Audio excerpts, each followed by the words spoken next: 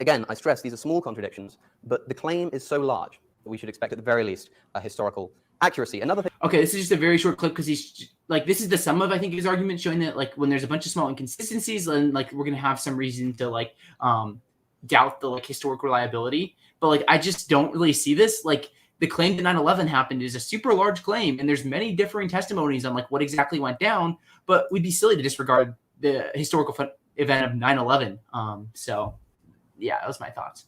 I completely agree with you, because I've recently been doing some history, and on the Tet Offensive, I'm writing a bit of an essay or some coursework for my history course, and essentially I'm going through these texts, like the CIA recently declassified some documents on the Tet Offensive, so I've been scrolling through like 100 odd different documents over the past like week, and you look at them, and some of them are even from the same source, the same government, within 3 days of each other, and there are various different kind of, not contradictions, but inconsistencies between the different accounts are telling about different kind of developments.